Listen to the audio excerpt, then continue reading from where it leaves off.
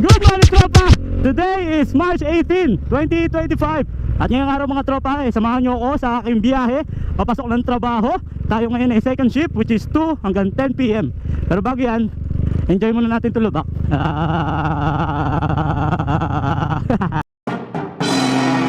Woohoo! Kailan kaya uli magagawa itong lubak naming kalsada? So for today's video mga tropa, naisipan ko lang mag-vlog dahil medyo masaya tayo, masayang masaya. Dahil ito mga nakarang araw, nag-vlog tayo sa isang festival, Anilag Festival na ginanap sa bayan ng Santa Cruz, Laguna. So very successful yung ating vlog dahil halos lahat ng mga grupo na aking kinover o binidyohan natuwa. At the same time, meron tayong isang video na ngayon ay umaabot na 60,000 views and counting. Maraming salamat mga tropa. Woohoo! Ito nga po pala si Buti Pa Si Tonton TV. Baka nagtataka kayo, Zumba, tas ngayon motovlogging. Tapos sa susunod na araw, mga laruan. Tapos susunod na araw, mga pusa. Tapos pagkain, tapos lugar. Ano ba talaga? Buti Pa Si Tonton.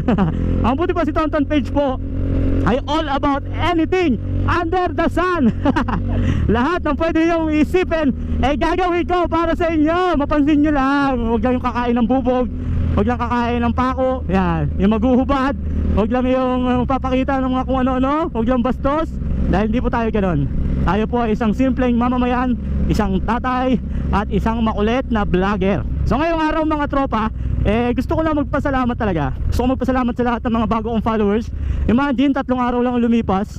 From 5,400 followers mga tropa, ngayon 5,700 followers na tayo.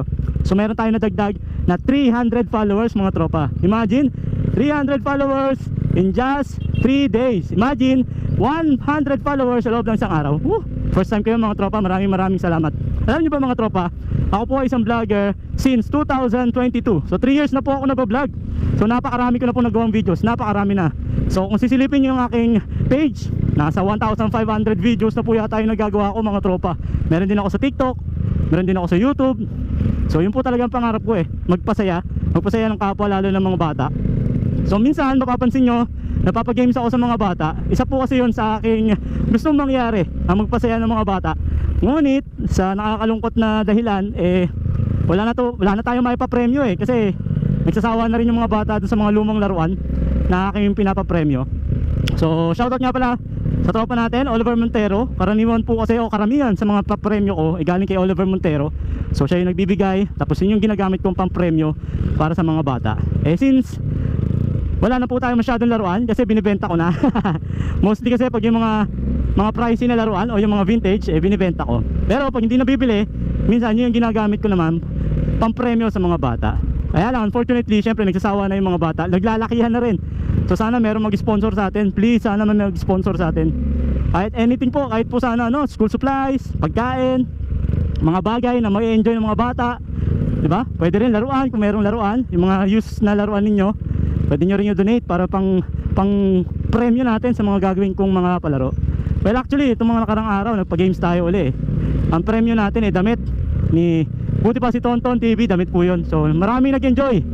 So ngayon, chinachat naman ako ng ibang bata, sabi, sa kanila naman daw magpalaro din daw ako. Yan kaso, yung schedule natin medyo maliit lang. Ibig sabihin, hectic yung schedule natin. Siyempre, may vlog tayo, nagtitinda tayo laruan, kaya hindi natin may pagsabay-sabay. Pero sabi ko, sa susunod na araw kung may oras tayo, magpapagames tayo. So abang-abang kayo mga batang Dismo. So mga batang Dismo, yan yung dahilan kung bakit hindi ako pwedeng tumigil. Kailangan dire-diretso lang, kailangan tuloy-tuloy lang. Si Buti Pa Si Tonton TV, kahit na malate pa tayo. Napakainit mga tropa. So bago tayo umalis kanina sa bahay, malungkot kasi si Mrs. Kwento ko na rin, since nandito na rin tayo nagbablog. May mga problema yung grupo ni Mrs. Pero alam ko, maayos din naman yun. So malungkot si Mrs. Nagulat ako, bigla ako niyakap. Sabi ko, bakit? Anong problema? May nangyari ba? Ganyan. Yun pala, tungkol pala sa grupo nila. So hindi ko na i-detalye kasi alam ko naman maayos to. So gumawa ko ng paraan para mapasaya si Mrs. Diba?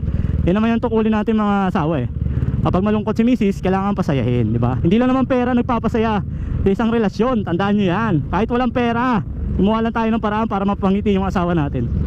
Tulad nung ginawa ko, sayaw-sayaw lang ako at nagmukha akong tanga.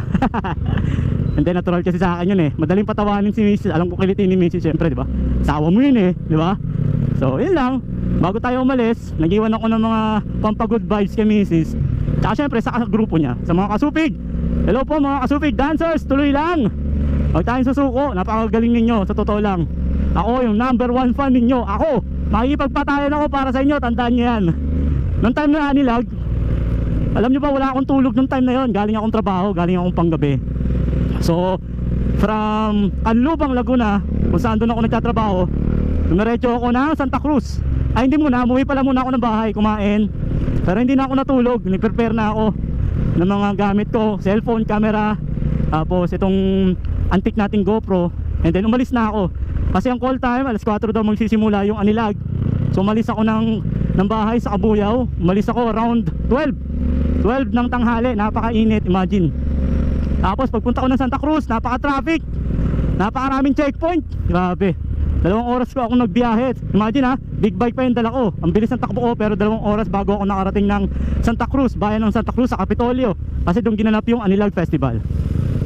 So thank God, successful naman yung ating vlog. Kaso lang yung ibang mga grupo, sa kasamaang palad po, pasensya na po, nakurap po. May mga ibang grupo tayo na hindi ko po na videoan, katulad ng Kalamba, Sinaloan. Kasama po kasi yon, yung mga grupo na yun sa nakurap nating SD card. So nakakapanghinayang kasi gusto ko sana lahat ng 15 contestant ng Anilag makuha ko ng video, magawan ko ng video para syempre makita nila kung gaano sila agagaling sumayaw. Kasi alam ko na yung video na kukunin ng Anilag Festival kurot-kurot lang yan, di yan buo. Kaya lang nakakalungkot po, hindi nangyari yung inaasahan ko. Pasensya na po, sorry po, babawi po si Buti pa si Tonton next year. Next year po babawi tayo, pasensya na po talaga, nakakalungkot talaga eh. So kasi may mga nagchat sa akin, sabi, kuya wala ka bang kopya ng ganito, kopya ng Kalamba, Sinaloan. Nalungkot naman ako. Pero next year po, promise, babawi si Buti pa si Tonton. Pagpasensyahan nyo na po. So balik tayo dito. Balik tayo sa biyahe natin. Sana hindi tayo malate. Although wala naman traffic ngayon, dahil ang 2 to 10 ang pinakamagandang oras, kasi hindi yan rush hour, walang traffic. Pero magpapagas tayo kasi wala na tayong gas.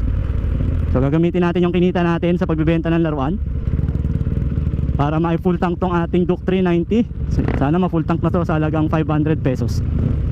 Alright, walang stoplight, so bigayan lang. Yan, bigayan lang tayo mga tropa. Hanap tayo ng gasolinahan na maganda. Siyempre, saan pa ba? So papapagas tayo sa Petron, doon hiyang ang ating Duke 390. So marami tayong dadaanan ng gasolinahan dito. Clean Fuel, yan. May madadaanan din tayong Caltex, Shell, merong Unioil. Pero sa Petron tayo, may total din tayong dadaanan.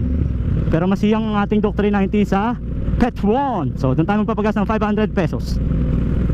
Woo! Init! Kaya nagano ako mga tropa sinuot ko tong natin, jacket natin. Kasi pag yung ordinaryong jacket lang yung manipis, tumatagos yung init, grabe. Napapaso yung balat ko, kahit na balat kalabaw, balat buhaya, ang init tumatagos. Lalo na yung natin, leg natin nagtututong.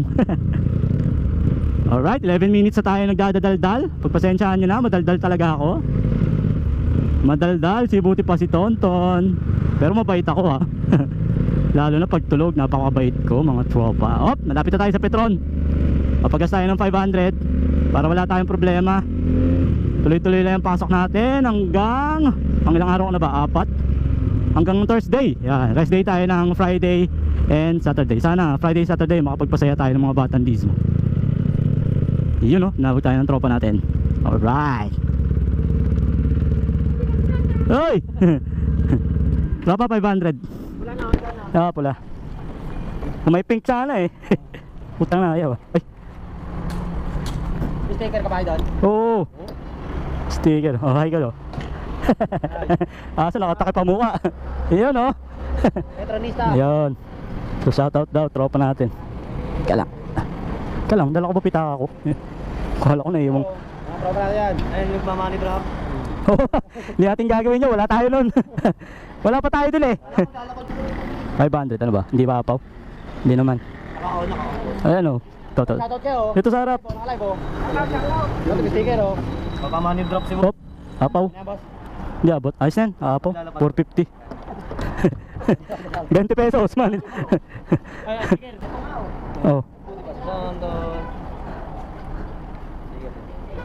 Panakot sa daga yan. Takot ang daga dyan.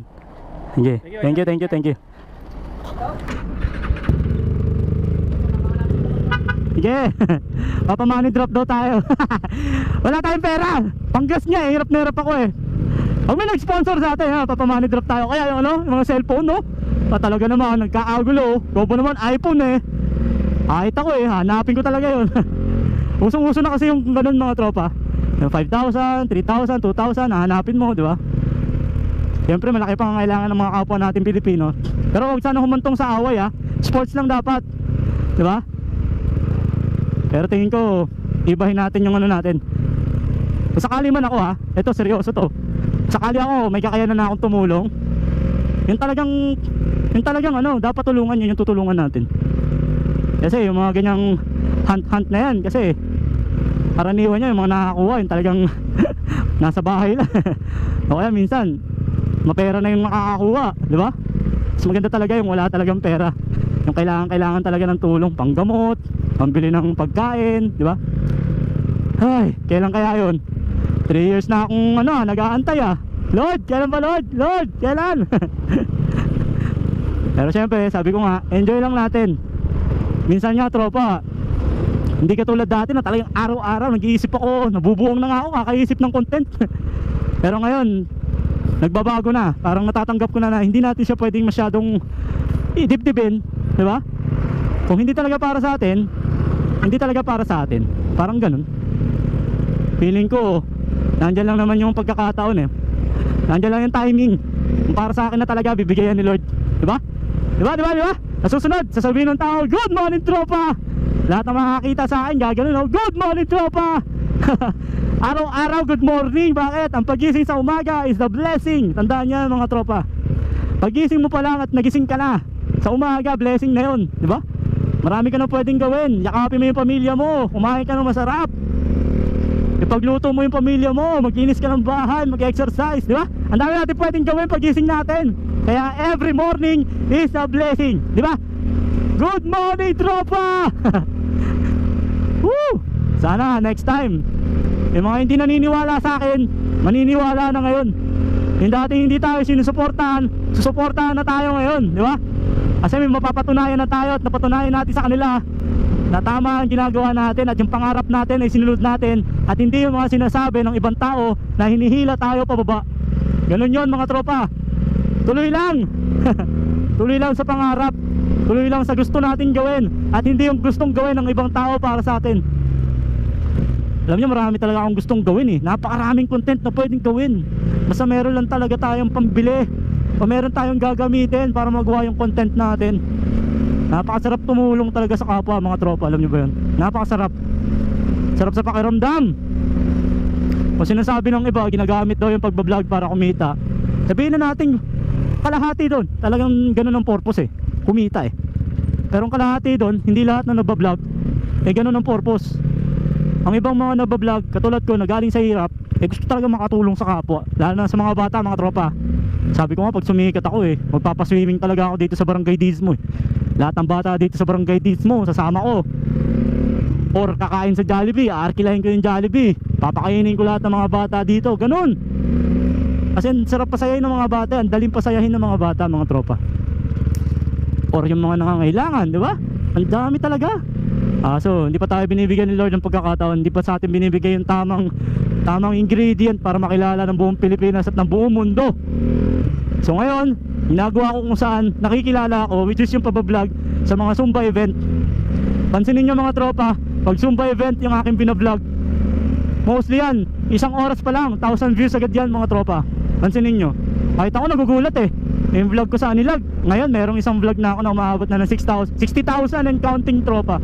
Imagine 60,000. Samantalang sa mga motovlog ko na ganito, bibihira ako makakuha ng ganong kataas.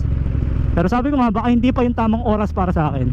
Pero gagawin ko pa rin yung mga gusto ko, tulad ng pagsusumba, pagbablog ko kay Macy sa Zumba, pagbablog ko sa motovlogging katulad nito, pagpasok ko sa trabaho, pagpapalaro sa mga bata, pagpasok ko sa mga bata, pagbablog sa mga pusa ko, pagbablog ng mga magagandang lugar dito sa Pilipinas, lalo na sa Laguna, diba? Pagbablog ng mga masasarap na pagkain, ang gustong gusto namin ni Mrs. Lahat yan tropa, itutuloy ko lang para sa inyo. O ngayon, dito na tayo sa Dismo. Walang masyadong humarang kasi may mga pasok yung mga bata. Sigurado yan mamayang gabi aabangan tayo ng mga bata. Gising na gising yung mga bata mamaya. Mamaya ako mamimigay ng sticker, wag ngayon at malalate na si buti pa si Tonton. Ito yung lugar na talagang saan ako nagsimula. Itong lugar na to. At lahat ng bata dito, pag sumikat si Tonton, mga bata, tandaan nyo, hindi kayo mawawalan. Lahat kayo magkakaroon. At lahat na naniniwala sa akin ay dadalhin ko pataas. Lahat tayo paangat, walang hilahan pababa mga tropa. Kasi alam nyo naman, ang Pilipino, crab mentality. Normal na sa Pilipinas yun. Normal na sa Pilipino yung mga ganyang pag-uugali. Pero syempre, baka tayo papa-apekto, di ba? Wala naman tayong tinatapakan tao. Normal na talaga yung may kaaway ka eh. Hindi mo maaalis yun na merong ayaw sa'yo. Oh, pero bago yan, bayad muna tayo. Bayad tayo ng 10 piso. So since wala naman traffic, so I assume na hindi pa tayo late. Haba ng topic natin ngayon Haba ng kwento ko Ngayon lang ulit ako nag-vlog tropa, nag-motovlog. Ang saya-saya ko kasi Ang saya ko. Lahat ng mga vlog natin sa Anilag successful. Although hindi lahat nakuha na natin. Kasi nga may mga hindi inaasang pangyayari, nakurap yung ibang videos natin. So ilan lang ang nakuha na natin ng videos. Sayang. So promise, babawi tayo next year, Anilag 2026. Siyempre babawi ang Kabuyaw 2026. Abangan nyo ang Kabuyaw, Anilag. Woo! Lapit na tayo sa trabaho. Hindi tayo late. Hindi tayo na late ngayong araw mga tropa. Alright, bawas. Alright. So there you have it tropa. If you like this video mga tropa, please don't forget to like, share, and subscribe sa Buti Pa Si Tonton TV. Hanggang sa susunod tropa, Buti Pa Si Tonton. Peace. Bye bye.